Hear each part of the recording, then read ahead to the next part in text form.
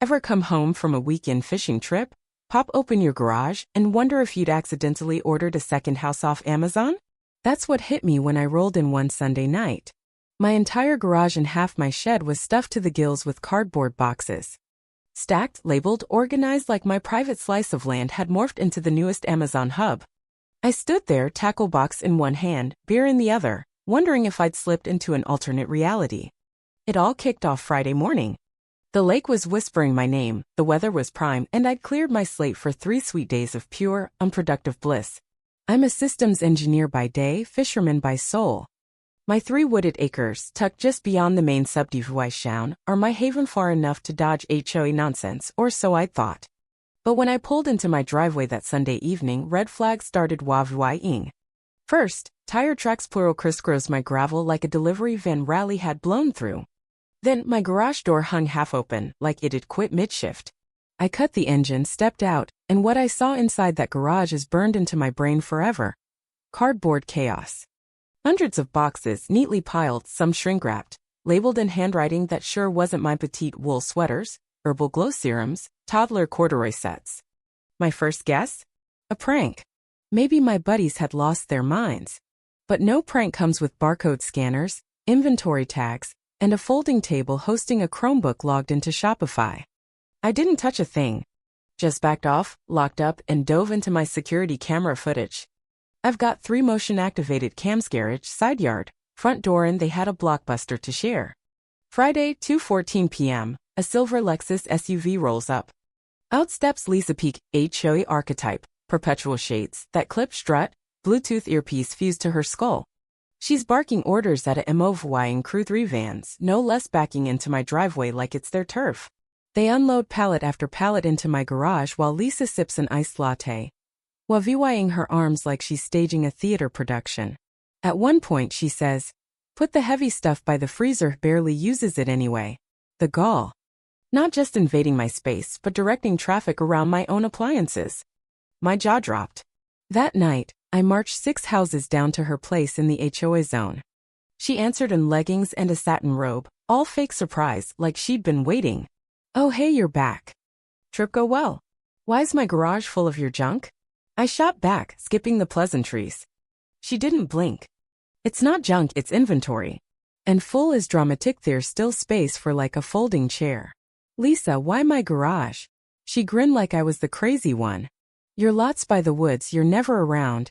And the HOA greenlit my expansion plan last month. We just needed temporary storage." I skipped that meeting. You didn't need to be there, unanimous vote. I was speechless for a solid 5 seconds, then it clicked. I'm not even HOA. I opted out when I bought this land per subdivision deed, no dues, no rules. You know I'm not in the HOA, right? She waved it off. It's more of a community VYB now. Don't make it weird. I bailed before I said something I'd regret. Next morning I called the cops. They shrug, it's IVYL issue, take it to court unless there's damage or theft. No break-in, Techniquish spied my garage code weeks back like some low-rent spy. Then the cherry on top. A note slipped under my door, pink ink, smiley face. "Thanks for the space, you're supporting women-owned businesses. Back by January." Saxoal. January? It was October. I sat there staring at my buried freezer and toolbox, my dog sniffing the lavender-soaked air, whining. I wasn't mad anymore, I was awestruck. She'd hijacked my sanctuary, built a shipping empire, and spun it as a favor, all in 72 hours. But she didn't know me. I had time, tech, and a weekend's worth of patience from a fishing rod. She'd pay for this one box at a time. Sleep skipped me that night, not from rage, but from a brain buzzing like it had chugged a gallon of energy drink. I paced sketch plans, muttered about blocking exits with my generator. My dog's tail wagged every time I said Lisa, sensing the chaos brewing. By morning, I'd swapped the keypad for a fingerprint deadbolt, no more code snooping. A logistics buddy dropped off a rolling shelf, and a CloudLink security system with motion alerts and a speaker. I rigged it all up, fueled by coffee and YouTube. By dusk, my garage was a bunker. Lisa's gig relied on access, so I watched her schedule late afternoon deliveries, a rolling rack stashed by my shed under a tarp. I ditched the tarp, folded the rack, and dumped it in her yard with a lost va found note. Then I locked everything: garage, shed, gate, even the back window with a steel bar. The next day, 3:47 p.m., a delivery guy rolled up, stared at the fortified door, tapped his phone, and called. 5 minutes later, Lisa stormed in, screaming, pounding the garage like it'd cough up her goods. She hit my doorbell 5 times. I answered, sipping lemonade. "What did you do?" she shrieked. "Secured my property," I said. "My packages are in there illegally stored. You can't do this. Got a fishing trip in an hour. Bring papers or a peace offering or leave." She threatened cops. A lawyer, maybe her dentist. I told her to go for it, just spell my name right. Cops came fast. When I knew from a prior Lisa complaint, kids laughing too loud. I laid it out. Trespassing, footage, no HOA jurisdiction. Lisa flailed, claiming theft and commerce interference. The cop asked, got a lease or permission? Not exactly. So no. Silence. Gold. They called it CIVYL, warned her off harassment, and left with a nod. She paced her yard, phone ablaze, hunting lawyers. I hooked up my boat and waved as I peeled out. The lake was perfect, sun, fish, and Lisa sweating her crumbling empire. I checked my cams like it was a soap opera. Drivers turned back, Lisa dragging a dolly, glaring at my gate. She even sent a rando floodlights, caught him like a deer in headlights.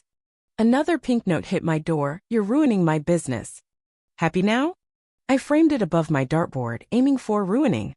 She didn't get it. This wasn't just Spacesh crossed a line, assumed my quiet meant pushover. Her castle of cardboard was on my land and it was cracking. I had her inventory hostage unintentionally and all I had to do was wait. Then came the night taps. Security showed Lisa lurking, phone in hand. Morning revealed scratches on the side locks, tried breaking in.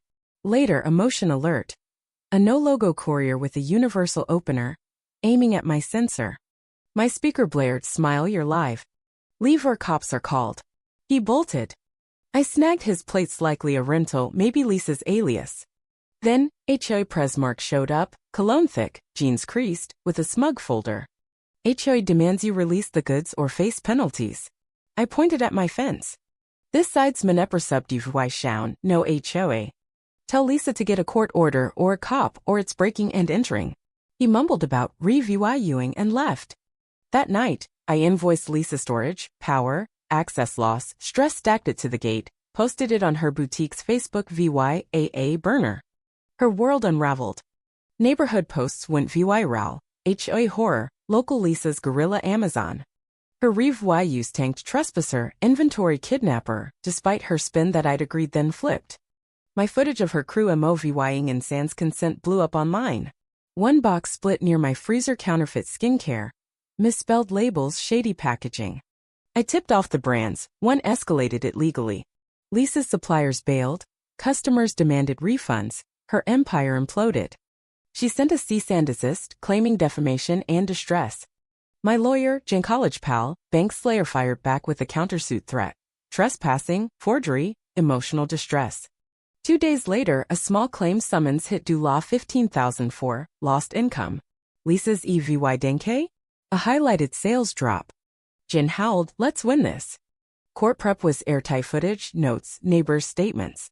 Day of, Lisa strutted in, pink binder labeled exhibits, blazer tag dangling. Jen rolled in with a sleek folder. Lisa spun her taillight, agreed, then sabotaged her, tearing up with a monogrammed hanky. Jen dismantled it. No contract, my exemption, counterfeit goods. The judge sighed at Lisa's fake HOA form. She begged, "He hates women entrepreneurs." I stood. I fish. I moved here for peace, not HOA wars. She made my home a warehouse. I anchored down. Ruling, mine. Lisa paid costs, got a trespassing warning, left deflated. Her boutique folded. She dragged boxes from her own garage, beaten. A final box came sloppy, heavy, no sender. Cracked toner, torn leggings, a flickering ring light, and a note. "Hope you're satisfied." I lost everything. Lisa's lavender stench confirmed it. I taped it up, added a glitter bomb, wrote "return to sender," and left it on her porch with a bow. Garage gate went viral memes, Gandalf edits. Lisa rebranded, the internet pounced, garage lady? At the next HOA meeting, their VY said by law unanimous.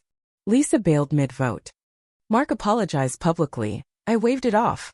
I repainted my garage, hung a mine sign, and wore a neighbor-gifted team with a rod and no trespassing.